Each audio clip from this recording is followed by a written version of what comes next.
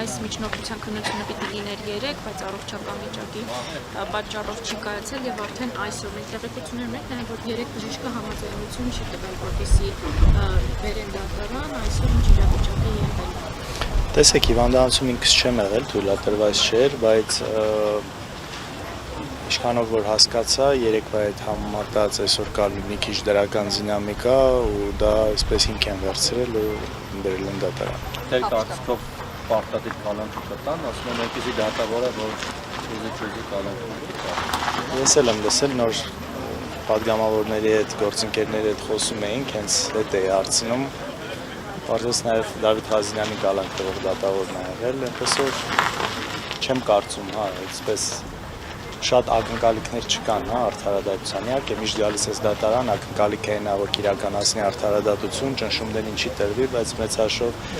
այս արդեն 8 տարվա ընթացքում տեսնում ենք ընդհանուր պատկերը ու առանձնապես այսպես դրական ակնկալիք ես չունեմ։ Իսկ առողջական վիճակով պայմանավորված նիստի հետաձգում կամ գուցե կալանքի որոշումից խուսափում տնային կալանք։ Չգիտեմ, մի փոքր որ ինչ որ բան կա մտածում եմ, որ միգուցե այդ առողջական վիճակը հաշվի առնելով ինչ որ ուրիշ բան լինի, բայց չգիտեմ, սրանց տեսնում ենք էլ։ Գիտեք, որ հենց այդ օրը առավոտյան գալու են ձեր տուն, որովհետև շատ քննարկվեց ու նաև շարժվեց քպականների կողմից, որ դուք գիտեք դրա համար Լևոն Քոչարյանը եկավ այդպիսի սուր ձևակերպման փարս տվեց, ասես պիղծ դավաճան, որ հետո ոնց որ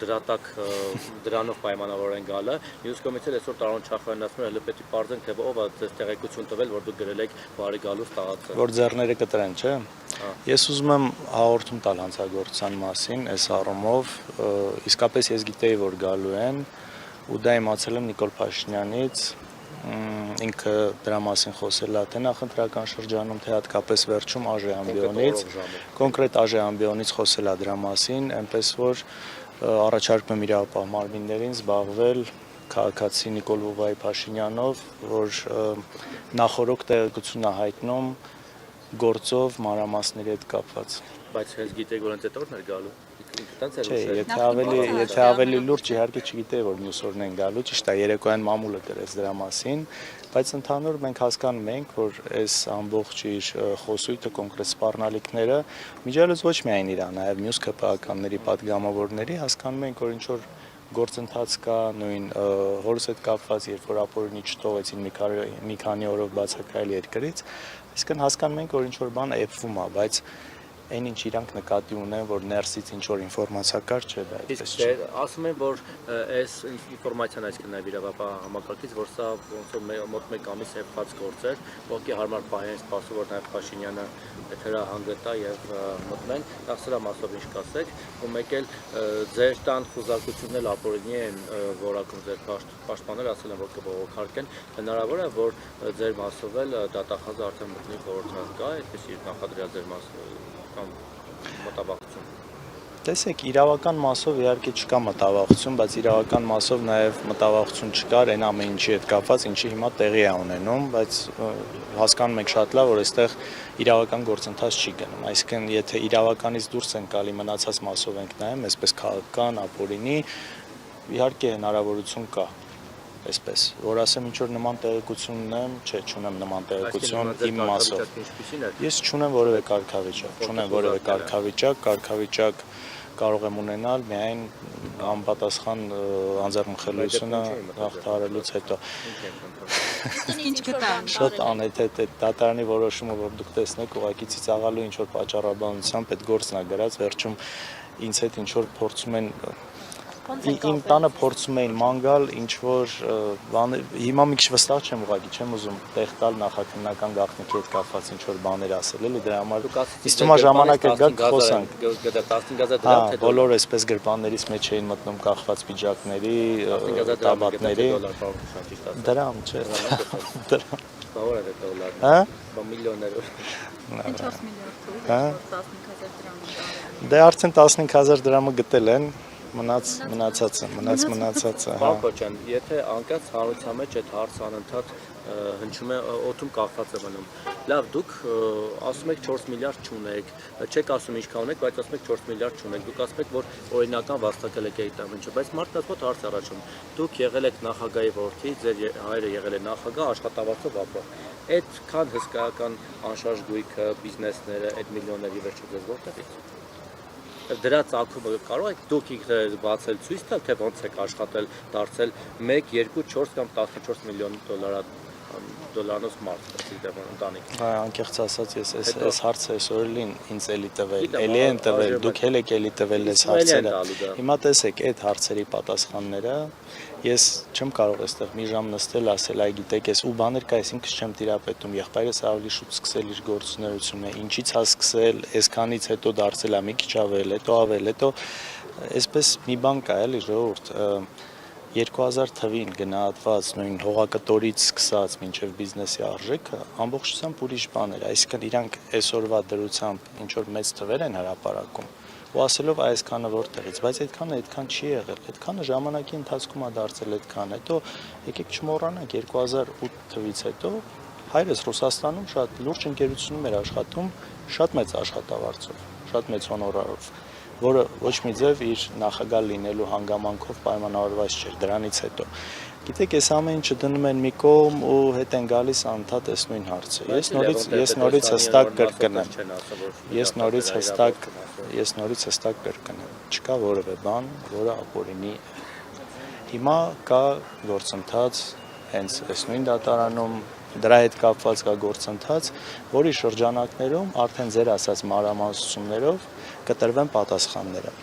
Շատ լավ գիտեք, որ դատական համակարգի հետ կապված բացարձակ չկա վստահություն։ Տեսնում ենք ինչ է կատարվում։ Հիմա նաև փաստաբանական, դատավարական տակտիկայից ելնելով ժամանակից շուտ ինչ որ բաներ չենք ուզում բացահայտել, որովհետև այստեղ, այսպես ասած, արդար խաղ չի գնում, որ դու փորձես ուղղակի ինչ որ բան բացատրել, որովհետև հասկանում ես դու ինչ որ բան, որ այսինքն նպատակը մեր հանդեպ դրած է կոնկրետ ինչ որ գործողություններ անել ապօրինի։ Այսինքն այստեղ իրանց չի հետաքրքրում արդարությունը։ Ու դրա համար հիմա ժամանակից շուտ ինչ որ բանել բացահայտել դրանից խոսալը դատավարության տեսանկյունից սխալ է։ Եվ մի հարց էլ Ռոբերտ Քոչյանին արդեն երկրորդ թե երրորդ անգամ են ուղարկում կալանքի, իսկ այս Սերժ Սարգսյանի մասով նման բան չկա եւ էլի մարդկանց մոտ հարց առաջում բա ոնց է լինում, որ Սերժին մերժեցին, Քոչյանին երկու անգամ նստեցնում են, իսկ այս Սերժ Սարգսյանի մասով ընդհանրապես խափավամիջոցից եք տպակեցին։ Դուք սրա վերաբերյալ կարծիք ունեք։ Գիտեք, ես երբեք չեմ ուրախանում մարդկանց կալանքով, չեմ հրճվում մարդկանց կալանքով, ինչպես ոմանք, կամ միգուցե շատերը, այնպես որ ես շատ ուրախ եմ, որ Սերժ Սարգսյանը կալանքի մեջ չի ու չկա նման գործընթաց իր մասով։ Մնացածը չեմ ուզում մեկնաբանել, գիտեք, կան տարբեր կարծիքներ, չեմ կարծում, անկեղծ չեմ կարծում, որ պիտի ուրախանան դրանից։ Բայց ձեզ մոտ հարց առաջանում է, թե ոնց է լինում, որ այս գործով Ռոբերտ Քոչյանը վստահաբար երևի կկալանավորվի։ Ես չեմ մտածում դրանից ու ինձ մոտ հարցեր չեն առաջանում այդ առումով։ Լավ, պարոն Քոչյան, շատ կարծիքներ կան, որ պարոն Քոչյանին ձերբակալել են կապված Տիգրանաշեն դեպքերի հետ, ավելի շուտ ստատական process-ներին չեք կարծում կապ կա։ Տեսեք, այն գործը, որով հիմա գործընթացը սկսել են, շակերտների մեջ իրավական, դեռևս 2018 թվականից կա հարուցված։ Այնպես չի, որ ոչ մի նոր հանգամանք չի եղել, նոր բան չի եղել, որ մեկ էլ իմացել են ինչ որ նոր բան է եղել։ Այսինքն այս ժամանակի ընտրությունը ինքն իրանով իհարկե հարցեր առաջացնում է։ Ինչի հենց հիմա, ինչի որոշեցին, ինչի չգիտեմ, Մեհրիբան Ալիևայի ծնունդի օրը, այսինքն այնքան աբսուրդների մեջ ենք, որ նույնիսկ sense բաների շուրջ ես արդեն սկսում մտածել, բայց կարող է իրականում սա ինչ որ հատուկ է այդ օրը ընտրված, ինչ որ գործընթացների հետ է կապված։ Այնպես որ ասել, որ այո, սիմվոլիկա սիրում են, այնպես որ ասել, որ այսպես հստակ կարող եմ ասել ինչի հետ է կապված, իհարկե չէ, բայց առնվազն այս տարիների իրենց գործունեությունը կասկածի տարբեր տեղիքներ տալիս է։ Պարոն Քոչարյան, վերադառնալով արժան ամբիոնից հնչեցվող հայտարարություններին, տեսեք, փաստացի տրվեց հանձնումների անոնս, նոր հանձնումների, տրվեց բռնաճնշումների հրահանգ, արդեն ուղիղ հրահանգ, ինչպես եք պատրաստվում այս ամենին դիմակայել, պայքարել, հաշվի առնելով նաև անվստահությունը դատական համակարգի նկատմամբ։ Գիտեք, մեծ հաշվով նույն ձև ինչպես որ արել ենք, մենք երբեք չենք դիմել որևէ հակաիրավական միջոցների, հակաիրավական գործիքների։ Այս առաջին հերթին այստեղ մեր անձնականից մի կողմ դրած ավելի մեծ հարց կա այս ամեն ինչի մեջ ու իրապես եթե անձնական լիներ այս ամեն ինչի մեջ չէինք լինի։ Մեր ժողովրդի հետ ավելի լավ աշխատելու մեջ է լուծումը, որովհետև ի վերջո քաղաքական լուծում պետք է լինի այս ամեն ինչի։ Պետք է ավելի փորձենք լավ աշխատենք, ավելի ճիշտ ձևով խոսքը տեղ հասցնենք, ավելի լավ կարողանանք այս ստի մանիպուլյացիայի դեմը պայքարել։ Այս է մեծ հաշվով։ Քաղաքական պայքարը ավելի շատ մարդու ի վերջո պետք է կարողանանք համոզել, թե ով է այս իշխանությունը, ուր է տանում ու ի վերջո էլ ինչ վատ հետևանքներ ալնելու իրենց շարունակական իշխանության մնալը։ Մենք երբեք չենք հրաժարվել, հավանական իհարկե, միշտ էլ հավանական համարել ենք, բայց այստեղ կան շատ եթեներ իհարկե, բայց դա միշտ էլ այդ հնարավորությունը կարող է լինել, եթե լինի այսպես տարբեր նախապայմաններ կամ որ այդ նախապայմանները կարողանանք նաև որպես քաղաքական ուժ ճիշտ ձևակերպենք ու այդ մթնոլորտը ստեղծենք փողոցային պայքարի համար, այնպես որ այո, հնարավոր է իհարկե։ Միջազգային հանրության լռությունը ինչով է պայմանավորված, տեղեկացնում եք ձեր գործընկերներին, այսօր օրինակ Պեսկովը ասաց, որ Հայաստանի ներքին գործերին չի խառնվում, բայց հույս հայտնեց, որ ամեն ինչ օրենքի շրջանակում կլինի, հենց պարոն Քոչարյանի մասով հարցին։ Ձեր կարծիքով ինչու են լռում եւ պատշաճ է նրանց արձագանքը, հա, այստեղ տիրող իրավիճակին։ Տեսեք, Ռուսաստանը այն երկիրը չէ, որ այսպես աշխարհով ժողովրդավարություն է քարոզել, հա, այդ երկիրը չէ ինքը այս ժողովրդավարություն քարոզելու, այդ ժողովրդավարական ինստիտուտներին գնահատականներ տալու, ընտրությունների մնացածի հետ կապված այս ամեն ինչը այսպես հավաքական արևմուտքն է միշտ եղել սրա գրողում ու մենք բազմիցս տեսել ենք հատկապես մինչև 2018 թվականը, ես շատ լավ հիշում եմ, տարբեր երևույթների դեպքերի հետ կապված ինչ կտրուկ արձագանքներ էին լինում, այնինչ հիմա մենք տեսնում ենք արդեն երկար տարիներ, որ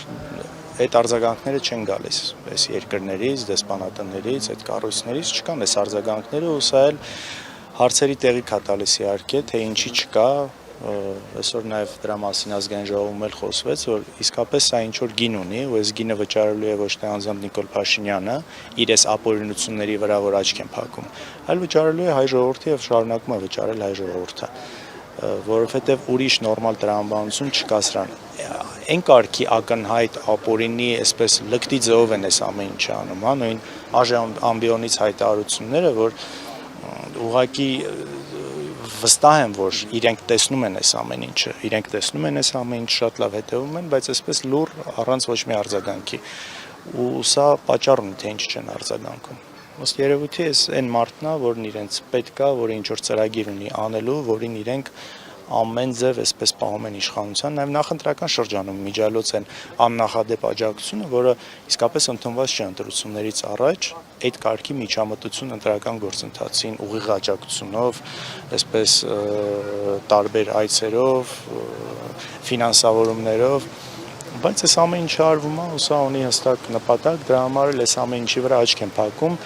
ու սա ի ցույց է դնում շատ ավելի վառ, որ ժողովրդավարությունը ոչ թե բացարձակ արժեք է, այլ գործիք է, որը օգտագործում են իրենք,